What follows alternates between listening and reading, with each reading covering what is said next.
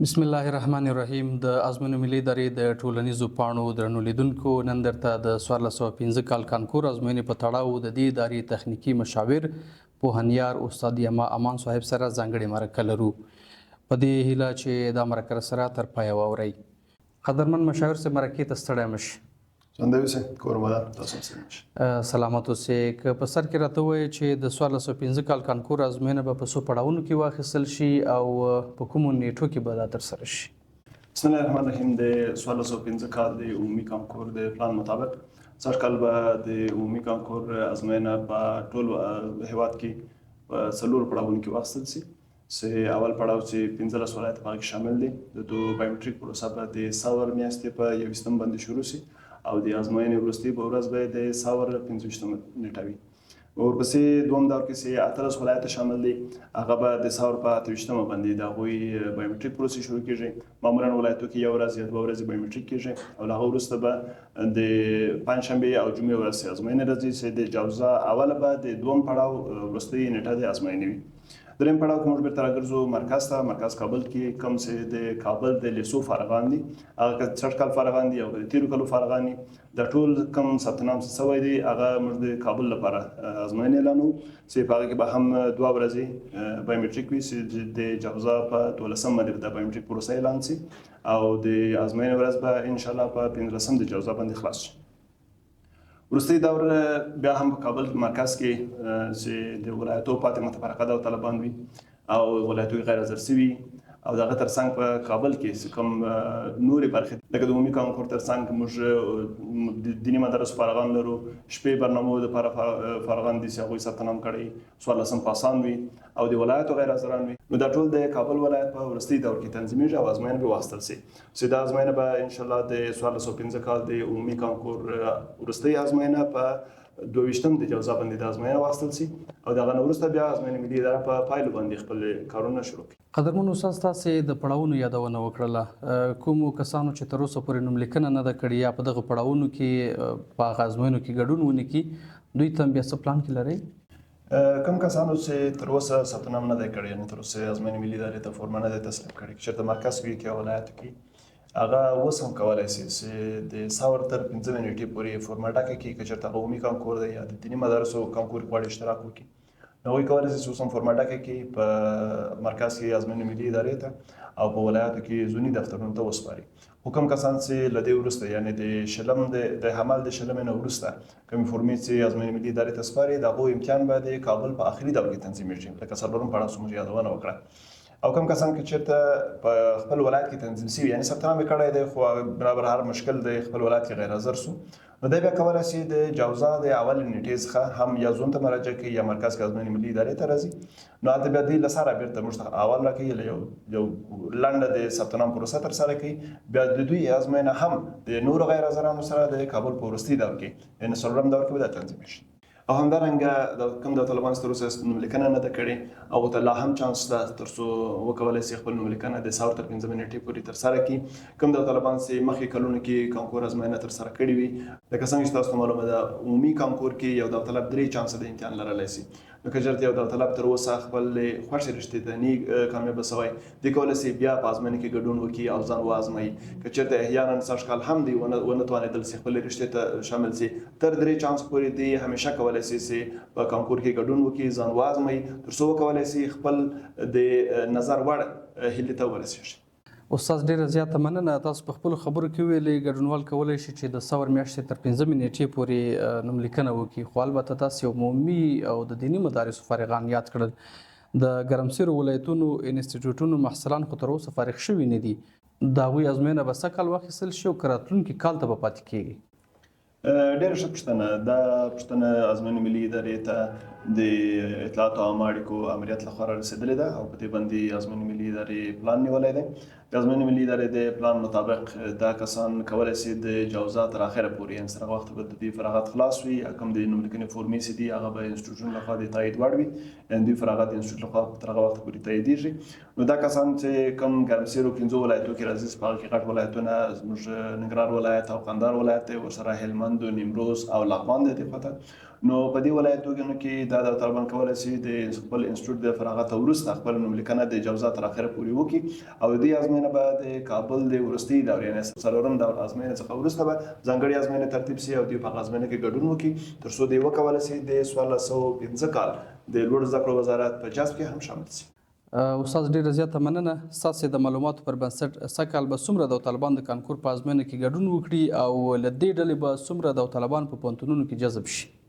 د راغلو فورمو شمېر په کتو سره او کوم ثبت نامونه چې تر اوسه لا روان دي کوم ثبت نامونه چې موږ تر اوسه پیش بینی یو موږ داسې ویلی شو چې شاوخوا 1,20,000 داوطلبان موږ سږکال کانکور کې ولرو په دې څلورو پړاوونو کې او له دې داوطلبانو څخه به شاوخوا 4,000 لوړ زده کړو وزارت بېلابېلو برخو ته جذب شي چې په هغه کې 2,400 داوطلبان به یوازې د دیني مدارسو فارغان وي او 8,500 داوطلبان به د 14 پاسان فارغان وي چې هغوی به د پانتون دریم کال کې خپل درس شروع کړي او پاتې 4,000 به شبانه برنامو کې جذب شي. پاتې عمومي کانکور چې د لیسو فارغان دي او هغوی عمومي یا روزانه برخه کې جذبېږي د هغو شمېر شاوخوا 80,000 داوطلبان به ته رسېږي. یعنې نورمال جذب د لوړ زده کړو وزارت 80,000 او پاتې برخې ټول په لوړ زده کړو وزارت کې چې 1415 کال لپاره خپل تحصیل شروع کړي دوی 4,000 جذب لري. ډیره مننه. استاد کوم کسان چې هغوی د کامیابۍ نمره اخیستې وي خو پوهنتونونو کې نه وي جذب شوي هغوی ته هم څه پلان شته که نه؟ سوال بسیار خوب. یک امیدی برای داوطلبایی است که اونا به 5 انتخابی که میکنن در جریان امتحان کانکور اگر احیانا به موفق نشه اکثر داوطلبان ما هر سال می داشته باشیم که اونا به نمرات بلند با 5 انتخاب خود به اساس رقابت بسیار بلندی که وجود داره اونا نمیتونن که به یکی از انتخابات خود موفق شوند ولی با نمره بسیار بلند اونا را ما ناگزیر به نتیجه اعلان میکنیم. امسال به اساس فیصله که بین وزارت تحصیلات عالی، انستیتوت خدمات تکنیکی و مسلکی و اداره ملی امتحانات صورت گرفته ما بر علاوه اعلان جذب دوم بر ظرفیت‌های تحصیلات عالی بعضی که نتایج جذب اول اعلان شد بعضو صنفایی که خالی مانده رشته‌های بسیار خوب داوطلبای هستند بنابر مشکلات نمیتونن حاضر شوند اونا را ما در ظرفیت دوم اعلان میکنیم. بعضی که ظرفیت دوم هم اگر کسی نتونست که با نمرات بلند نتونه که به انتخاب‌های مورد نظر خود را بیافته ما در حدود 30,000 تعداد یا 30,000 ظرفیت دیگر در بخش انستیتوت‌های نیمه عالی داریم که یک مسیر بسیار خوب برای راه یافتن برای تحصیلات عالی است. در اینجا شما باز می‌بینید رشته‌های طبی موجود است، رشته‌های انجینری، رشته‌های اقتصادی، رشته‌های حقوق، اینا تماما انستیتوت‌های 2 ساله هستند. داوطلبایی که بتونن در این 2 سال خوب بدرخشن و نمرات بسیار عالی را کسب کنن بعد از یک امتحان میانی دیگر اونا میتونن به تحصیلات عالی را پیدا کنن. قبلا که ما امتحان 14 پاس ذکر کردیم این مسیر بر کسایی هستند که اونا نتونستن با پروگرام 4 ساله در مرحله اول کامیاب شده باشه بعد از تعیین نمودن پروسه 2 ساله پس دوباره شامل یک امتحان میشه بر اساس رقابت در اون امتحان دوباره میتونه که به تحصیلات عالی راه بیفته. خوبی از این پروسه ای است که در 2 سال اول اینا تحصیلات اختصاصی رو پیش میگیرن و بعد از امتحانی که اینا پیش روی دارن اونا امتحان تمام مضامین نیست امتحان مسلکی در امور رشته‌هایی که یا مضامین که در جریان همین 2 سال مطالعه کردن 2 سال خواندن تمام مختص از امور رشته اینا امتحان میتن و به رشته مورد نظر خود پروگرام 4 ساله را بعد از صنف سوم شروع میکنه و 2 سال در پانتون فارغ لیسانس میشه. استاد ډیره زیاته مننه. د 1415 کال کانکور به د 1404 کال کانکور سره څه توپیر ولري او د شفافیت په برخو کې څه پلان کې لري؟ در قسمت شفافیت هموطنان ما آگاه هستند که از سالها به این طرف اداره ملی امتحانات همیشه کوشیده تا بتونه که حق به حقدار برسن و حق کس حق هیچ داوطلب ضایع نشه و اگر از فارغ مکتب در کابل باشه یا فارغ در کوههای بدخشان باشه یا از آخر نیمروز باشه فرق نمیکنه. برای اداره ملی امتحانات به حیث اداره اماراتی یک تمام داوطلبا حق یکسان داره باید حقشان تلف نشه و برای حق اداره ملی امتحانات همیشه چیکار ایستادگی کرده. پس در قسمت شفافیت مانند همیشه چقدر که ما امکانات داشتیم بر اساس نمو امکانات خود ما نظارت برای ساحه امتحان و تمام پروسه امتحان بیشتر ساختیم. شاید داوطلبا شاهد باشن که در جریان امتحان وقتی تیم اداره ملی امتحانات به ولایت میرسه از تمام ارگان ها اعضایی که در نظارت سهم دارن اونا نظارت جدی خود از پروسه دارن و هر کدامش بر ارگان های مختلف جوابدهی هستند. در نهایت تمامی راپورها از طرف امارت اسلامی بررسی میشه تا اگر احیانا خدای ناخواسته کدام نقطه‌ای باشه قبل از قبل باید جلوگیری صورت بگیره. و اداره ملی امتحانات باعث اداره تکنیکی همیشه به این کوشیده که بتونه نوآوری های داشته باشه، چون عصر تکنولوژی است. چقدر که بتونیم ما تکنولوژی را در کار روزمره خود یا در پروسه های کاری خود مدغم بسازیم، به مو اندازه دقت و سرعت بلند میره.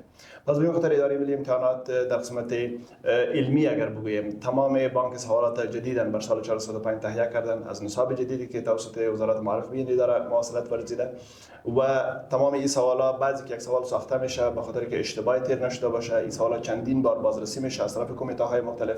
اول بررسی علمی زو صورت میگیره که استاد رشته رو چک میکنه، بعضو بررسی ادبی زو صورت میگیره، چون شما خبر دارین که اداره ملی امتحانات بر علاوه از اینکه 2 زبان ملی یعنی پشتو و دری امتحان میگیره، در بالای برای کسایی که از کشورهای همسایه فارغ شدن، اونها به زبانهای ملی هنوز آگاهی ندارن یا بلدیت ندارن، برای از اونها ما سهولت را که ایجاد کرده میتونن به زبان انگلیسی و عربی هم امتحان بدن. پس از این نصابی که معارف بر ما ارسال کرده، مطابق از این نصاب به زبانهای انگلیسی و عربی هم سوال ساخته میشه.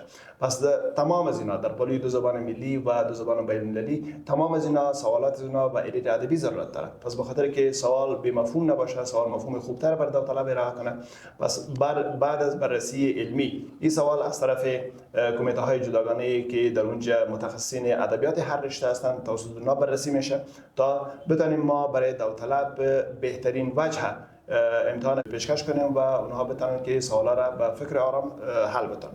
برای ویزو به خاطر که داوطلبا بتونن با وقت معینش به فکر آرام برای سوالها تفکر داشته باشن و سوالها را خوبتر تحلیل بتونن و تشویش زیر نداشته باشن که یارن اگر ما بالای سوال یک دقیقه اضافه فکر کردم وقت ما خلاص نشه. ما زمان امتحان از سال گذشته و همچنان امسال زمان امتحان کنکور عمومی ما که شامل 160 سوال میشه به 4 ساعت افزایش داریم. یعنی این 4 ساعت قرار تجربه‌ای که استادان اداره ملی امتحانات و کارمندان اداره ملی امتحانات داره وقتی کافی برای حل سوالات برای حل تعداد 160 سوال می باشه. استاد ډیره زیاته مننه که څه هم د شفافیت په تړاو تاسې ډیر ښه وضاحت ورکړ او ټول معلومات مو شریک کړه. سلامت اوسئ. احیانا که بیا هم کوم زده کوونکی د ازموینې په تړاو باندې شکایت ولري، د شکایت کولو میکانیزم څه دی او څنګه دوی کولی شي چې خپل شکایت ثبت کړي؟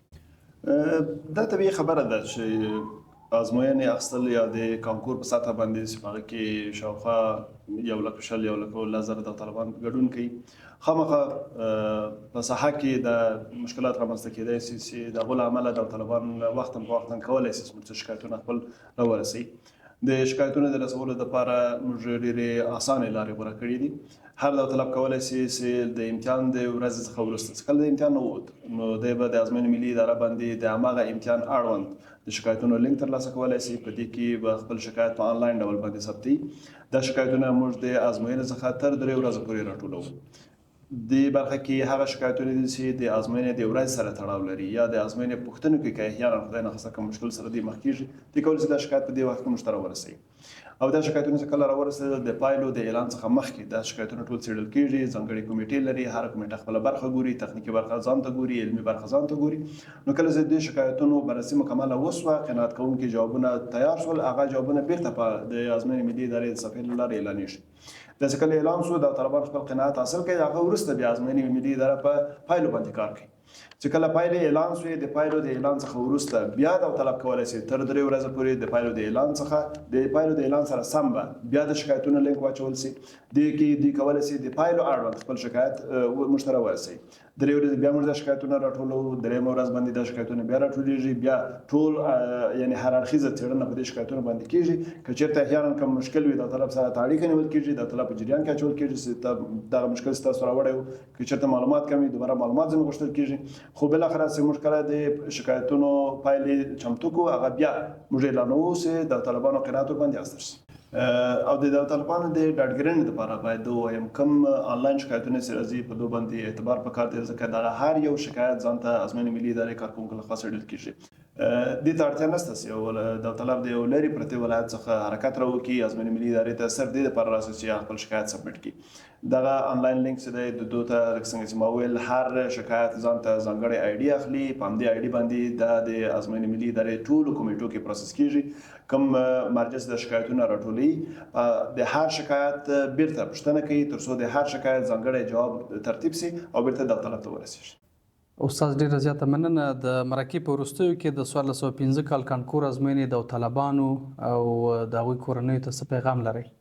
د ازموینې ملي ادارې له لوري درنو والدینو ته زما دا پیغام دی چې کوم اولادونه چې دوی تازه فارغ شوي دي او هغوی ډېرې هیلې په سر کې لري، نو یوازینۍ لاره د هغوی ځان ته، فامیل ته او هیواد ته لوړې زده کړې دي. نو د دوی باندې ډېر تاکید باید دوی په لوړو زده کړو باندې وکړي تر څو دوی وکولی شي د دې شفافې پروسې په پایله کې خپل هیلو ته ورسېږي. نو لکه څنګه چې ما یادونه وکړه، یوازینۍ لاره تحصیل ده. د والدینو څخه زموږ هیله دا ده چې خپل اولادونه تحصیل ته وهڅوي او د نورو لارو نه مخنیوي وکړي تر څو دوی وکولی شي ځان ته، فامیل ته او هیواد ته د ښه روښانه راتلونکي لامل وګرځي. قدرمن استاد، له تاسو ډیره زیاته مننه چې وخت مو راکړ او مرکې ته حاضر شوئ. تاسو نه مننه چې موږ ته وخت راکوئ تر څو وکولی شو خپل پیغام د طالبانو ته ورسوو او د تاسو له طریقه، د دې برنامې له طریقه زه غواړم بیا هم د طالبانو ته دا پیغام ورسوم چې که چېرته په هره برخه کې، په هر وخت کې د ستونزه ولري، کولی شي د ازموینې ملي ادارې ټولیزې پاڼې او اړیکې شمېرې دوی په خدمت کې دي، دوی کولی شي خپلې پوښتنې موږ ته راورسوي او په وخت سره به دا پوښتنې انشاءالله جواب کړي. ډیره زیاته مننه. د ازموینې ملي ادارې د ټولنیزو پاڼو درنو لیدونکو له ملتیا مو مننه.